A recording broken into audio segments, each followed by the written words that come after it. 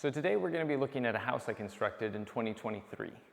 This house is a modern farmhouse kind of design. It has the aesthetics of some rustic things mixed with the aesthetic of more modern builds. It also has a lot of smart home features in it that we're going to be going over. I'm going to be putting a lot of the links to the exact things that I use down in the description, as well as going over prices and the total cost of the build. So let's get going. I'm going to show you everything this house has to offer.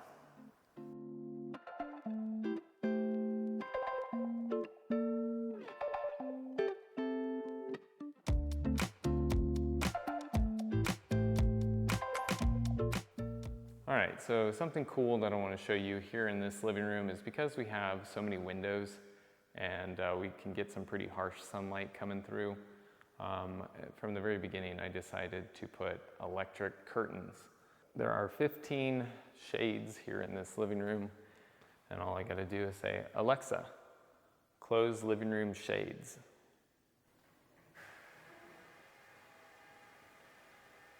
So this remote controls all the blinds individually or together in this living room. There are 15 and they're all paired to this.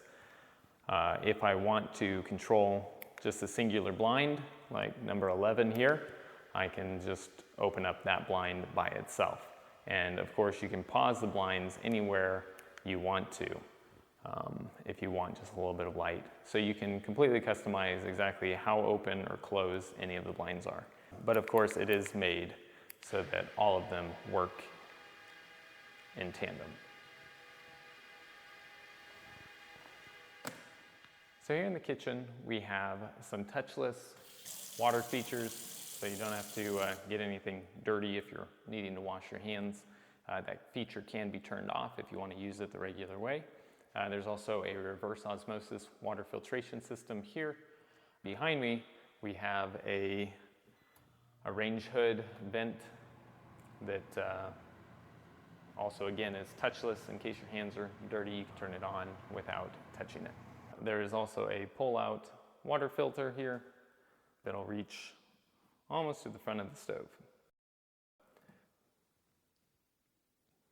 Of course, there's under cabinet lighting and lighting above with the glass panels.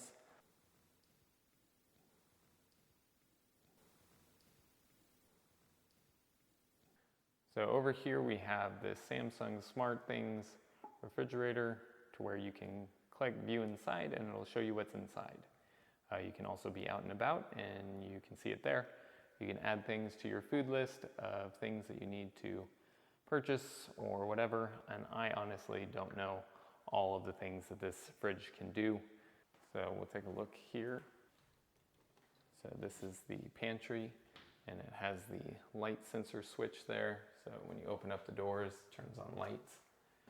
And yeah, so it's quite a bit of space underneath here. You can put all your 5-gallon buckets over there.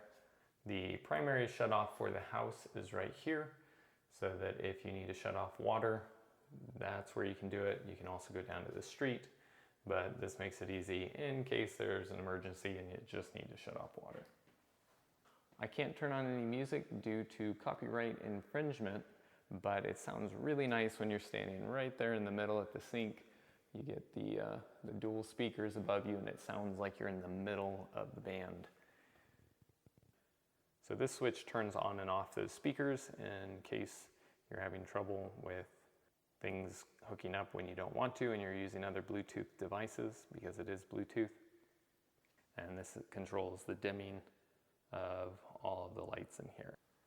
Then we have the mudroom, again another sensor light switch. Mudroom drawers, place to hang. We've got the first story thermostat there, the Google Nest. So it's a little half bath. Just come in from outside, be able to wash off. Good for guests as well. And here we have the laundry room. Some drawers to pull out at the bottom. These are made for front loaders. You could remove the top if you wanted to, but it just looks very clean and tidy to have that top there. And this is the secondary panel for the home.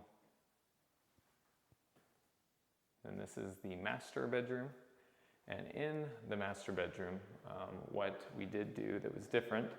So this wall here is double 5/8 inch drywall, as well as this one.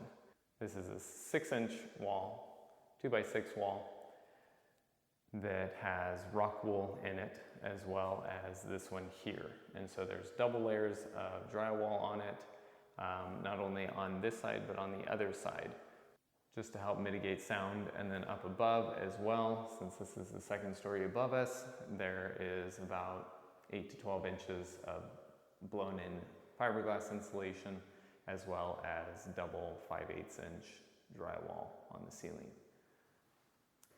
Then here is the master bathroom. So I want to show you this mirror. I had seen them before, but not in person, and they really impressed me with the diffusion of light. So this mirror has a couple of features to it. You can change the hue of light when you are getting ready. Apparently that helps with makeup. That's what they tell me. You can also dim it if you want to use it as a night light. You can dim it straight from here. And it also has a defogging feature, which I thought was really cool. If you turn this on when you're getting into the shower, it doesn't defrost the whole mirror, just about 12 inches by about 36 inches or so. So it's a very nice mirror, very clean aesthetic. Really enjoyed that. Over here are the switches for controlling everything. Again, lights, you can dim them down. You can turn off or on various things. This is the switch for the mirror.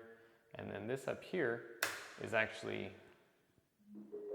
for the speaker system. So the speaker is up there in the shower, and then as well as here in the closet. We have some natural light coming in. We've got a little charging outlet there for whatever doohickeys you need to be charging.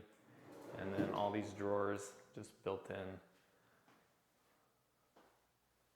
Lots of room for shoes, clothes, whatever. And it does have a pocket door across it so that you can have some privacy if you so desire it, or just to keep it closed.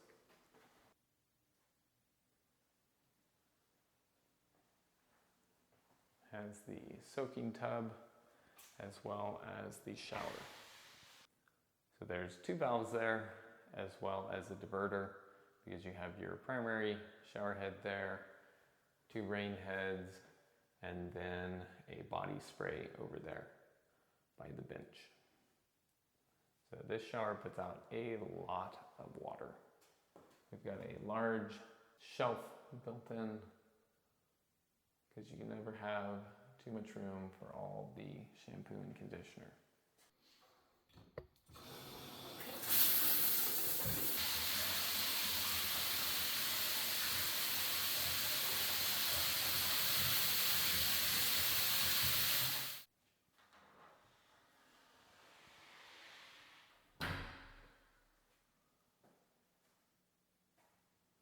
And then this is the toilet closet. So there is a Toto bidet. This has an electric plug behind it so that you have heated water, heated seat, and a dryer. This specific model even has a filtration system so that you don't even smell anything.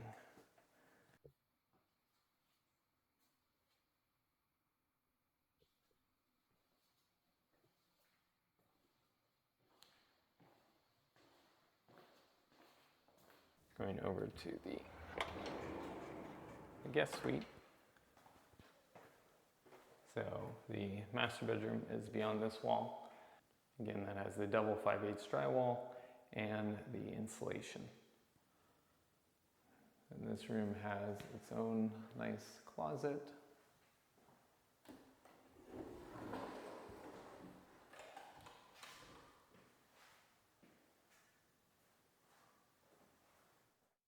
this is the guest bathroom.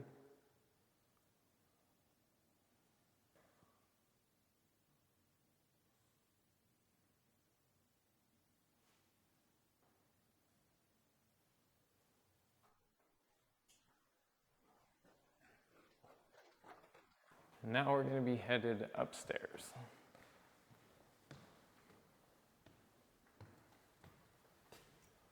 So this area is meant to be a game room, kind of whatever. You know, the idea being TV over on that wall, couch here. We've got this little plug here. It's a cool little pop-up plug. Helps us meet code with having an outlet within 6 feet of any door or opening.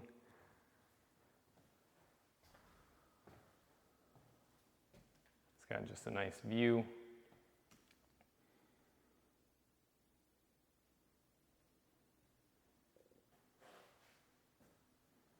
Yeah, these two blinds are also electronically controlled via that remote there or via Alexa. They're just separate from the living room blinds. And we have the third bedroom up here. Again, great views, nice sized closets.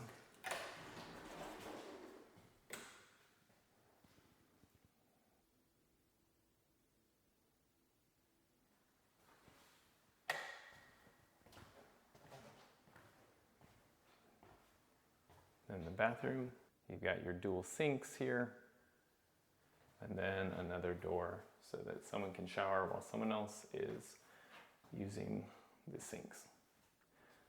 A drawer here that I thought would be nice to have for bottles.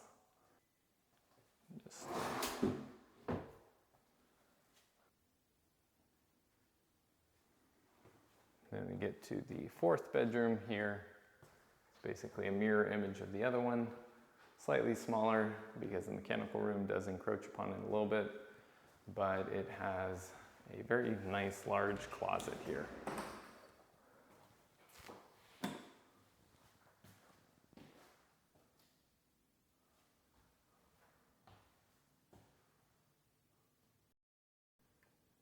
Very nice view of the pond out there, as well as the back of the property. This room probably has the best views out of all of them.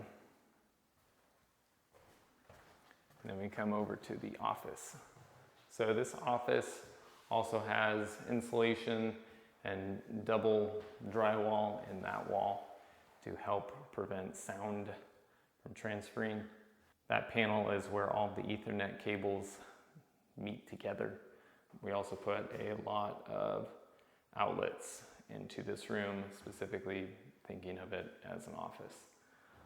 It's got this 3/8 glass across here. It's tempered and should help with sound transmittance again, so you can have a nice view and the natural light coming in without the noise. And now we get to the room that I'm probably most excited about, which is the mechanical room. So this room has a lot of stuff in it. It's got the 4-ton AC unit and heat pump, and the 2-ton AC unit. And then it has our ERV system there, the whole house water filtration, the water softener, the hybrid water heater, and then the standard electric water heater along with the recirculation pump. So every filter that you need to change in this house is all contained within this room.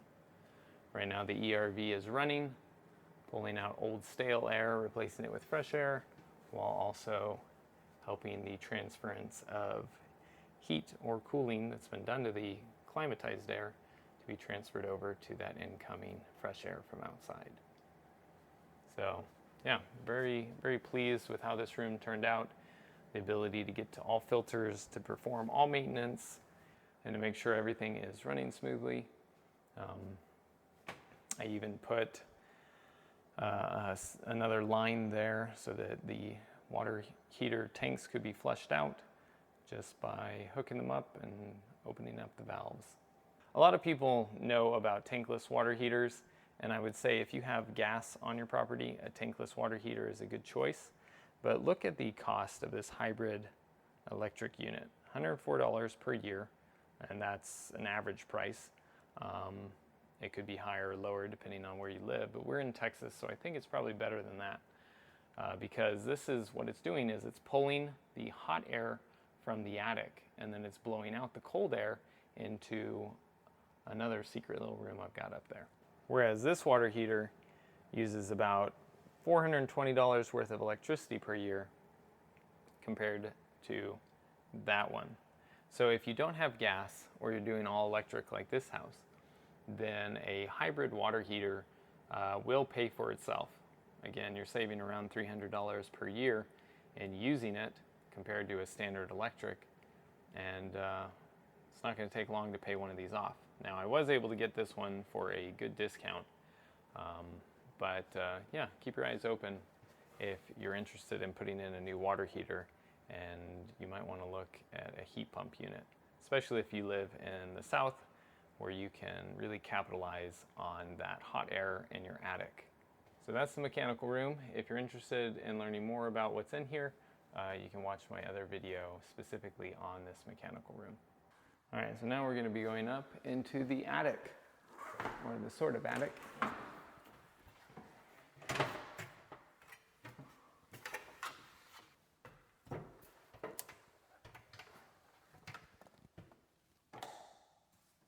So this is just kind of bonus storage.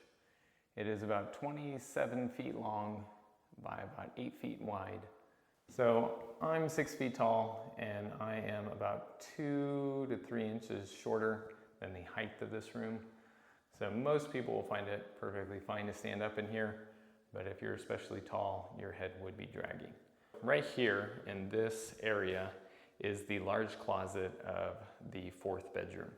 And the idea being that you could cut out a portion of the floor, frame it in pretty easily, and have a ladder or some other means of getting up here from their bedroom to make this into a play area.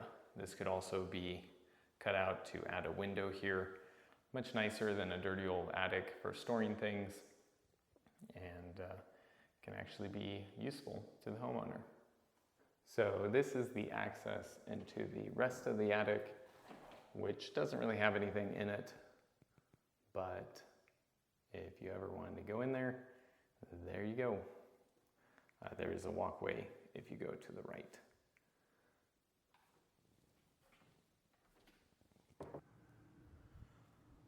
Wanted to show the porch area a little bit.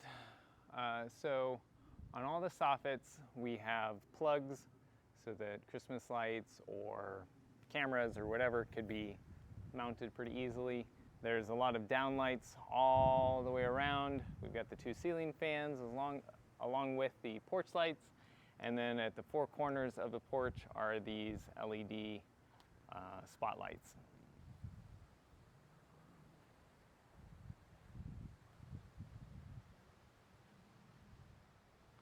The only thing that I wish I would have done on the porch as well, it would have been to run low voltage Ethernet to the corners in case someone had a system that needed a plug-in Ethernet connection. The driveway here, this is decomposed granite, and it gets nice and hard like concrete. We've got good drainage away from everything, with a kind of a wraparound drive going out there with a double gate.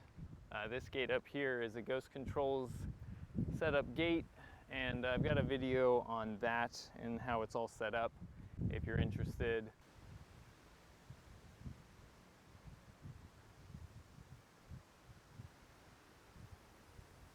So a couple of things about this garage. One is it's yellow because it's got 1 inch of closed cell foam. The other thing is that it's got a mini split. This is a very high SEER mini split. I think it's 23 SEER. Just means it's very energy efficient. The 2 garage door openers, one is 8 by 16 and one is 10 by 10. They're both controllable via the MyQ app, so you can open them up whether you're here or not. They've got locks on them. Then you've also got a sink here, and yeah, lots of plugs everywhere, because whenever you're in a garage, you always need plugs. So we've got plugs all the way around, and then from here feeds the electricity for the front gate as well. So yeah, just a nice building. It's got 12-foot sidewalls to it, and yeah, 30 by 40. Just a nice workshop, garage, kind of whatever you need it to be. Hopefully you enjoyed the tour of the house enough to stick around for costs now as we go over the metal building, the house, all the concrete, the grading, everything needed to make this house into what it currently is. Okay, welcome to the wonderful world of spreadsheets, and we get to go over this lovely stuff. So here you see the total cost of the house. Okay, this is everything in the expenses column and everything over here in the payments that were made to me. I love spreadsheets because I can share this with the owner and they can keep track in real time to see all the things that the money is going into. All right, so we're going to go over some of these expenses and we're just going to talk through some of it. So the first thing you got to do is you got to pick a house plan. So we went with the CAD file, and I've got full license to build this house multiple times and to do whatever I want with it. If I were to do that again, I probably wouldn't buy the CAD file, and I didn't even use the CAD file. I used the blueprints and modified it all myself. Anyways, then I printed out the blueprints. So then we started on the culvert to actually get onto the property. Then we started building the metal building because I wanted a place to store everything so it wouldn't be all wet and nasty out in the rain. So that got started, and while that was going on, I had the geotech company come out and drill, and they did the report to say, hey, this is the PSI of the soil that you're on top of, and that was all sent over to the engineer so they could design the foundation based on the blueprints. This is also when things started going poorly because I made a payment to a concrete guy that I thought was trustworthy, and it turned out he was not, and he never completed what he was supposed to. So I'm still trying to get my money back from that guy. That's been a couple of years now. So anyways, we moved on to where I started putting in the water and electrical, and then I did get a concrete guy down here. You can see he got in there in November and poured. During that time though, we ordered all the lumber package and everything, windows, doors, everything needed to get it to a dried in stage. Moving down, we're buying all the electrical, water lines. With a house, the way I try to do things is I try to do plumbing first, then HVAC, then electrical. Because HVAC can pretty much move around plumbing most of the time unless you've got some weird stuff going on. But try to do the drain lines first, and then do HVAC, and then do your water lines, and then do your electrical. That seems to be the best way to do it so that people aren't fighting with each other. And then we decided to do the fireplace. And then we've got paint here, so we're doing exterior paint on the house. Then we're working on insulation, drywall. After we've done all of our electrical, plumbing, all of that, fairly completed inside, so we're doing the concrete driveway now. Because it's always a good idea to wait till the end of a project to do the driveway, unless you just have no access whatsoever, because all those vehicles that are driving across can mark it up and start causing issues. So at that point we started bringing in the decomposed granite for the driveway in front of the metal building and going to the second gate. Fencing, finishing shower tile, doing the wood floor install, finishing up stair rails. Painter was coming in and painting all the trim. Yeah, anyways, the rest of this is just kind of like finish work. So the last thing that we did was septic installation because they were backed up, pun intended. They kept on telling us, oh yeah, we'll be out there in June, and no, we'll be out there in July. I think they finally completed it in October, but because they didn't do some things properly and had to come back out, and then they didn't send us an invoice. Anyways, they finally got paid in November. There were a lot of hang-ups. We had several months of me fighting with the first concrete guy to try to get him to do his job. And that was a huge stress, and I will never do that again. If I am not absolutely certain that you're going to complete your job, I am not paying you up front. That's not happening. So anyways, that held us back several months. So one thing that I wanted to talk about was the sale price of the house at the very end and what other custom home builders charge in my area. One guy that I'm friends with showed him the property, showed him everything that I'd done, and he said he'd charge $150 a square foot for it based on the full, square footage of the home, which includes the porch. He said he'd charge different because there was a 200 square foot addition to the attic, but he said he'd charge separate for that. That wouldn't be a part of his $150 a square foot, so he'd have a different calculation for that.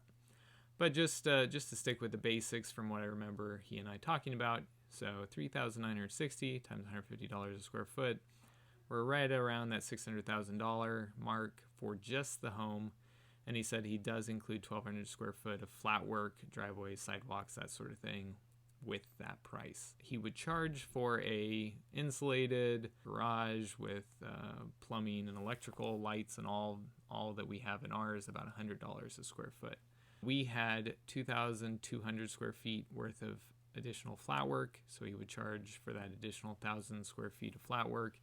And we had about 4,000 square feet of decomposed granite for the secondary driveway in front of the shop. And then we had the fence, which was 300 to 400 feet long, and the electric gate. And we did mulching and all this additional stuff around the property because it's about 13 and a half acres. So clean up around the pond and weed eating and trimming. And the owner did a lot of that work, but we also had a guy come out and mulch a lot of that as well, which is included in these expenses.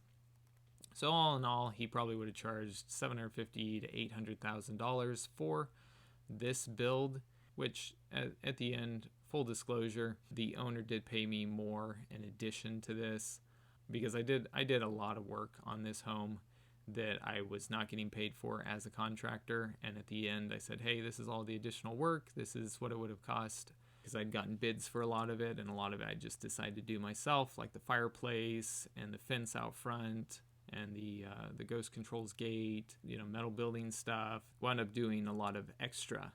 And so they paid me $20,000 extra. And then I think at the end of the sale, they gave me an additional $10,000 because this house wound up selling for $990,000.